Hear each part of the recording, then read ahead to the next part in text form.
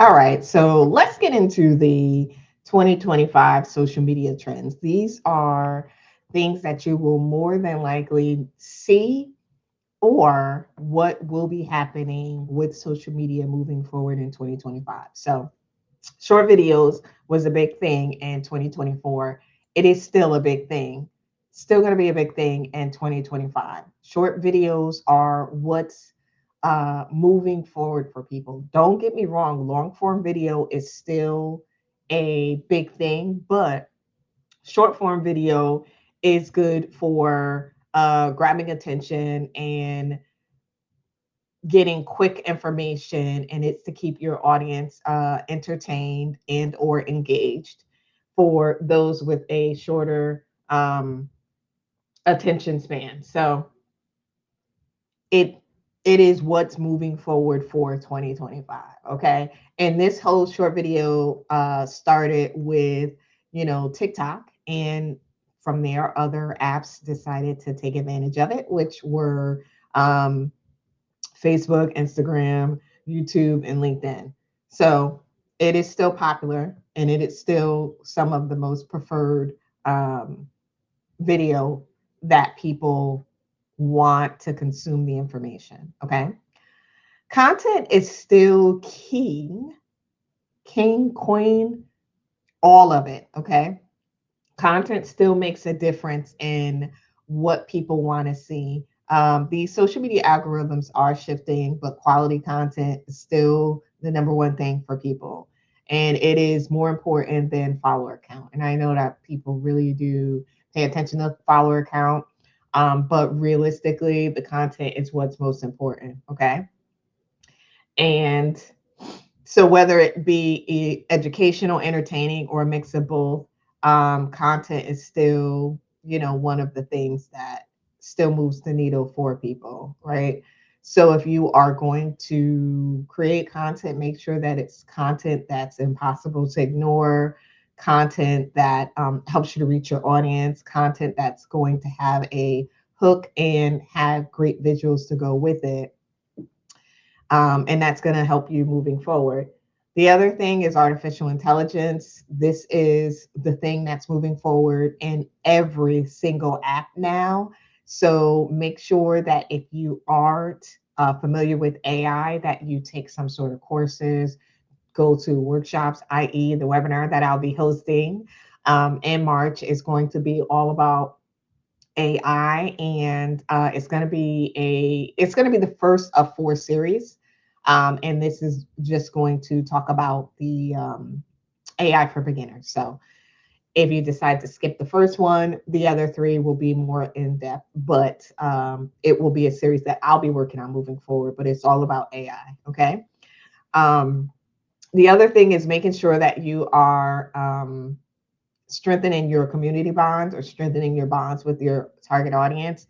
And the reason why you want to do that is because in this age of AI, you want to make sure that your audience knows the difference and tries to understand the difference between you and other apps that are out there that could be emulating people.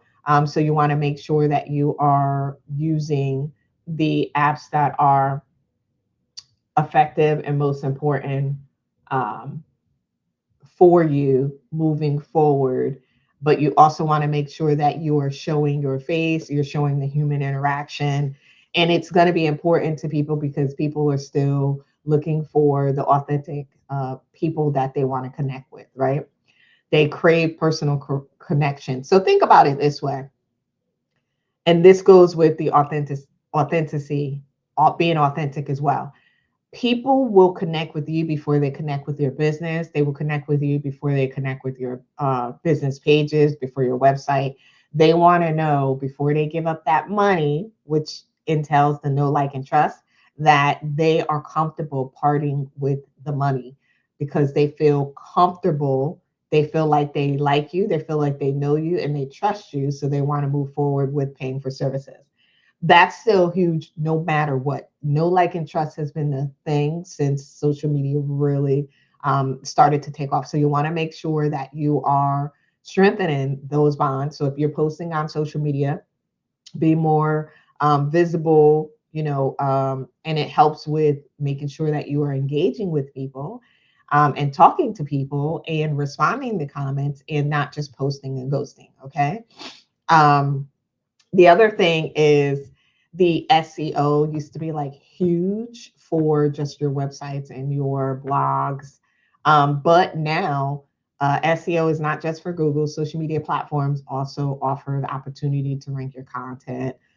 You will see some of your posts. If you have a public page, you'll see some of your posts if it has any type of SEO in it, which is search engine optimization. If it has any of that in there, then based on whatever content that people are looking up on Google, your post might, or your video might pop up based on the search that they do. It might be among those in the search.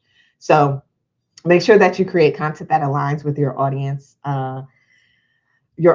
search and intent by using keywords in your bio, your post descriptions, your videos, and your visuals. Okay. And the other thing is there are a lot of people that use user generated content, USG, and sometimes your audience may not know certain things. Say someone in your same field says it better, or has something that would be helpful to your audience. People share that stuff. People share that content. You have makeup artists that do the same thing.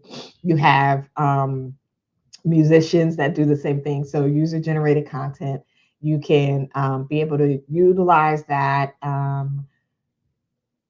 because it is huge, right? It helps with building authenticity, being authentic, and it helps to increase the engagement. I don't know why I am having a problem with authenticity, but you guys know what I mean. Being authentic, okay? Being authentic to your brand and increasing engagement.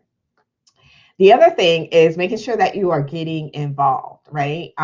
Getting involved meaning you are actively using your social media profiles. I've said this before.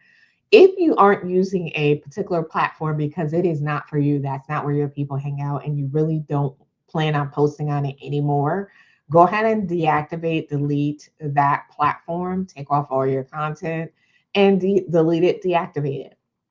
One less thing that you'll have to be worried about, so that you can focus on the platforms that you're actually that your audience is actually hanging out at. Okay, so you want to make sure that you're doing that.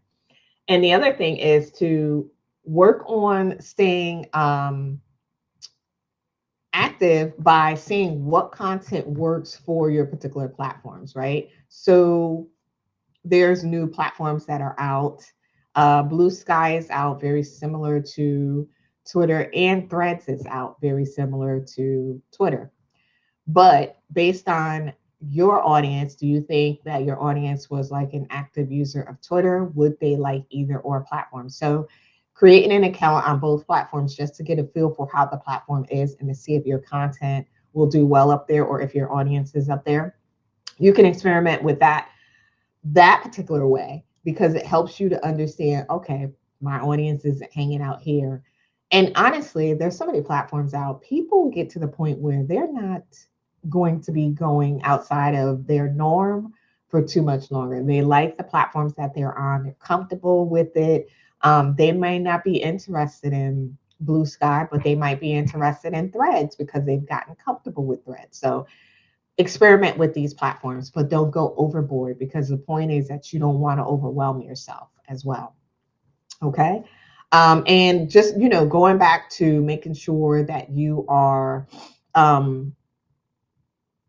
strengthening, building, interacting on your platforms. I've said this before, but it's important to note that I know a lot of people use virtual assistants to post on the social media platforms for them because it helps to keep their platform active.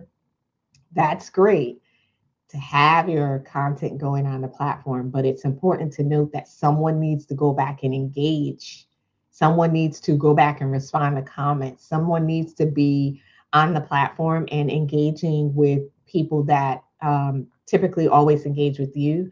go and engage on their platform, comment on a post, like a post, reshare a story, reshare a post. You're going to need to do that, right? So if you are paying a VA just to post for you, you might need to expand your hours, the hours that you're paying them for, and have them go back and engage. And that's one of the differences with a virtual assistant and a social media manager. That is what social media managers do. That is always in their packages, part of the engagement. Um, but with a virtual assistant, they have a variety of tasks that they have to do. And if you have your virtual assistant managing your calendar, managing your email, and also managing your social media, I'm pretty sure most times the bulk of their time is going to the other task, and social media is just posting and rarely going back to interact and engage with the content that's posted. So you want to make sure that you change that, um, or hire a social media professional. And I've done a video about the differences in having a social media manager versus a virtual assistant. But if you haven't seen it, be sure to check out my channel and view this video so that you can understand the differences. So that's it, guys. Let me know how your 2025 is going so far. Are you going to implement these moving trends, these trends moving forward into your social media strategy? And listen, I will talk to you guys soon.